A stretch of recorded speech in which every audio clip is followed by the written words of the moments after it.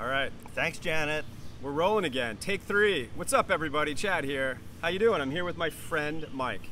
And you are now my friend. Like, it's official. It's official. You're friends. When I do invite you to the house to have Janet cook for you, it seals the deal. Seals the deal. Because you know where we live. We can't make enemies with you because you know our address. That's right.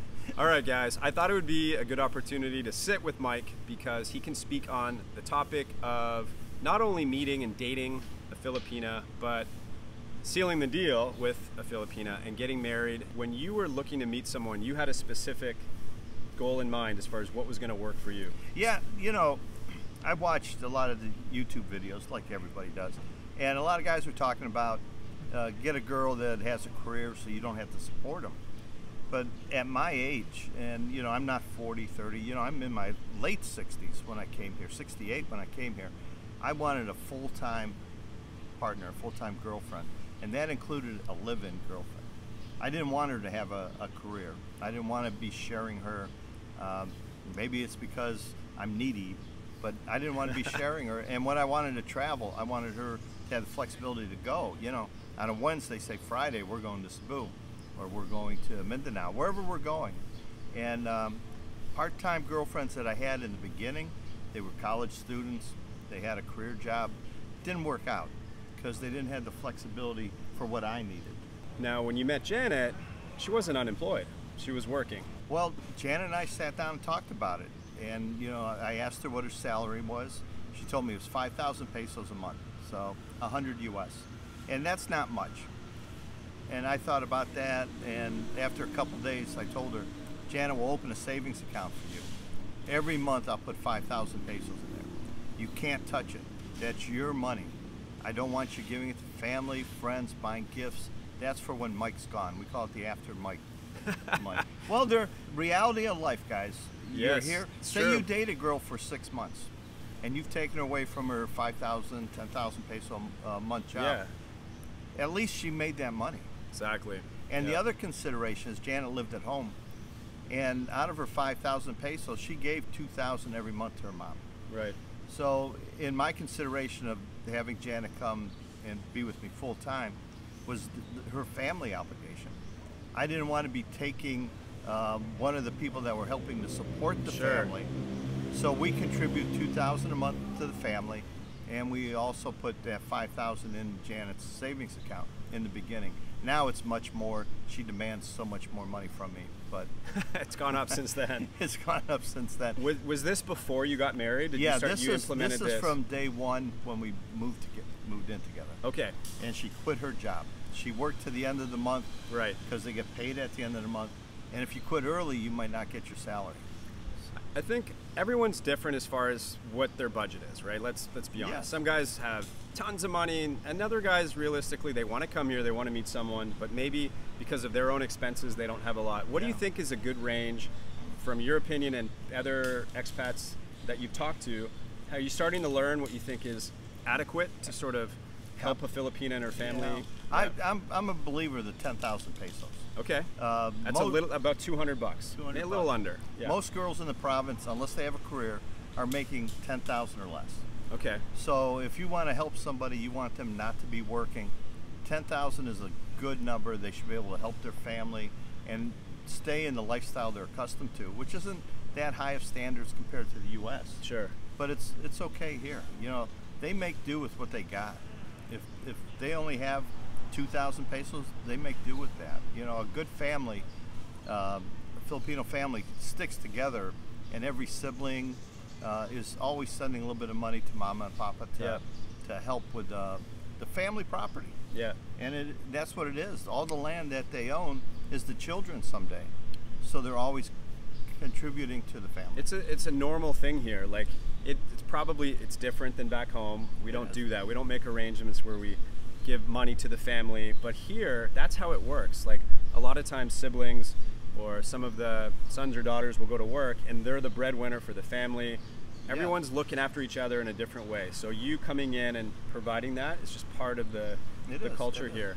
And because Janet has children and her other siblings have children, the compound, the family compound, we just drop her son off, PJ, and whoever's there watches them. Yeah.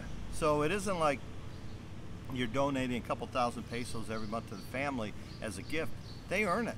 You know, Sure. babysitting in the States, you want to go out to a movie and have Yeah. somebody watch your kids. It's going to be what, $15 an hour or something? So Oh, it's more than that. Is it more than Oh, that? yeah. I don't know. You know, I haven't had children in decades. It's but- not easy. You're absolutely right. Now, a lot of guys are, for good reason, they don't want to feel that someone likes them for the money. They don't want to feel like it's just a transaction. Obviously, people want like a genuine relationship. So talk about how you felt that wasn't the case with Janet, and what are some things for guys to think about as far as making sure when they do this, like what's the right time to talk money? What's the right time to offer? You have to have the relationship develop. And you've already talked about if you're going to live together or if you're just going to date. If you're just Yeah. dating, you don't have any obligation at all. You know, just pay for the date and Yeah. enjoy your life. Maybe pay for their trike ride or, you know, a Yeah. couple hundred pesos for transportation. But once you decide you want that girl, that's the right girl for you, you just sit down and talk. And maybe she won't answer you, but she's listening to you. And just make sure in your own head it makes sense. Don't go overboard. Yeah. Don't give a woman more money than she's ever had before. There's instances of guys, here's my whole budget. Here's all 100,000 pesos this month. Here's the budget. And they give all the money to the girl To manage it. Yeah. to manage it. And they've never managed more than 10,000 pesos in their life. Right. So what are they doing with this? Oh, Yeah. here, they're just being nice people and helping Yeah. everybody out. And then comes the end of the month, you don't have any money left, and you think you've been taken. But that's something you can maybe work towards. But what you're saying is replace everything to make sure everything runs smoothly. Exactly. And then on top of that, you're paying rent, you're paying for all the expenses, Everything. managing the overall budget. And then it sounds like over time you've sort of added layers to I that think to help out. Once you Yeah. become married and you make Exactly. that lifelong commitment, things change. Yeah. But we're talking about a live-in situation where you're dating somebody and you decide to live together.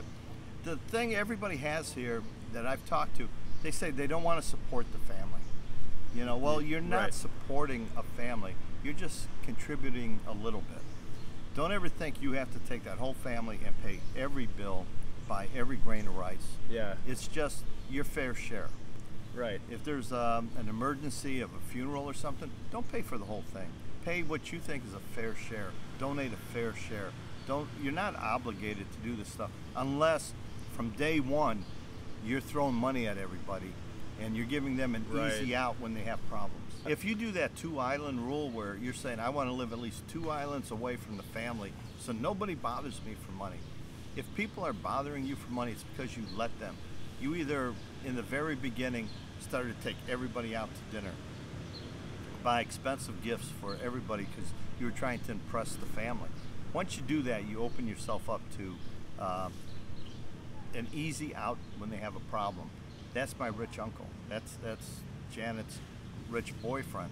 And they think you have so much expendable income because you flashed it so much. So you have to let them know, Yeah. I only have so much. And you let your girlfriend or your wife handle the situation. Right. No, good point. And I want to ask you directly, was there any mention of money, asking for money?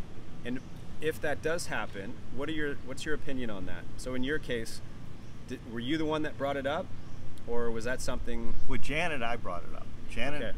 up until this day, Janet has yet to ask me, Mike, I need this money, without explaining to me ahead of time that there's a need. Okay. But I've had family members come, and they're filtered through Janet. Okay. If a family member needs help, they'll talk to Janet, and she'll tell me, and we'll make a decision.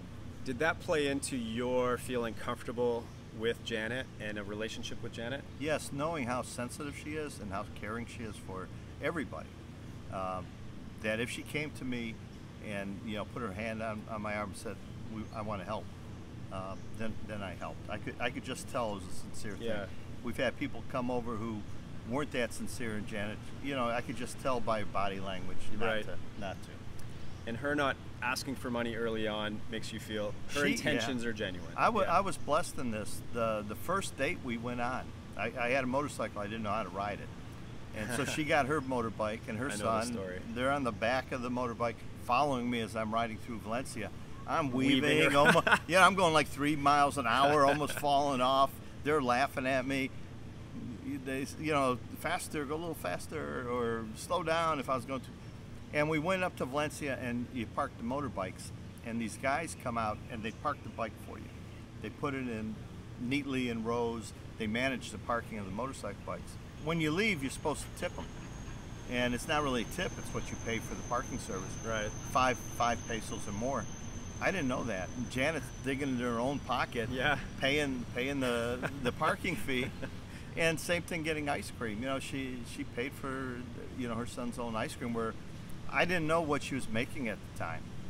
And when we went out to dinner, she would order the small thing, rice and some pig's blood with fish in it or something, 60 pesos. And I knew money-wise, financially, she was the right girl for me on that aspect, even though there were so many more reasons to, you know, fall in love with Janet. Right.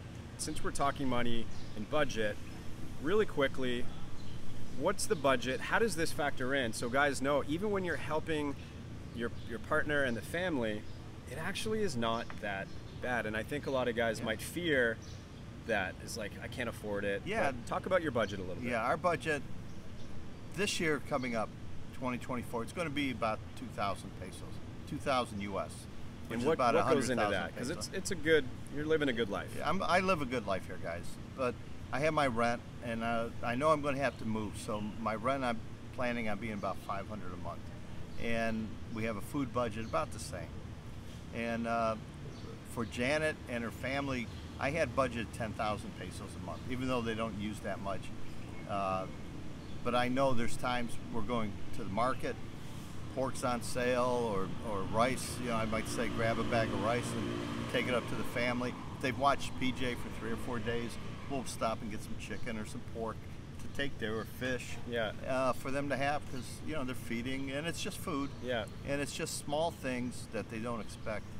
But the 2,000 budget also includes Janet and I going out to eat in the month, and also my medical. I tuck away 300 US every month towards my emergency medical that might come up. Wow. Okay. And, that's good to know. So It adds you're up. covering everything. And you Yes. mentioned you go out to eat, but you also go on road trips. You might go stay in a hotel for a night or two. Yeah, You'll yes. zip over to Cebu. You know, everybody's different. Sure. Your lifestyle, what do you consume? Do you need the AC on in every room 24/7? Yeah. All these things are factors into your budget. But seriously, if you're a single guy all by yourself and you're not going to make that marriage commitment, 1,500 is good enough for right now. But it keeps going up here in Dumaguete, depending on your rent. Your example of living here, I think it's a perfect explanation Well, for thank you guys to know, like how it can work here in the Philippines. And I'm blessed with Yeah. the girl that I found. I saw you did a interview with Paul Old Dog. He's also in the same situation. He found a great girl. Yeah. They have common interests. They Yeah. do things together, but they can also separate and go do their own individual thing, Yeah. and then meet up. Yeah. They're a solid partnership. We're a solid partnership, and many of our friends are like that. yeah, Mike, thanks, man. You have You're welcome. great info. Thank you You've for lived having it. us. You're living it. Mike has his own channel. If you don't know him, it's Mike's Philippine Retirement. Check it out. I'll put it on the screen right now. As you can tell, he's got a lot of good info. You talk about retiring here, your experience with being married and budgeting and everything in between. Everything in Check out his between. channel. It's a Thank good you. one. Thanks, guys. Appreciate you watching, and we'll see you in the next video. Take care. Peace out, guys. Bye. Love you all.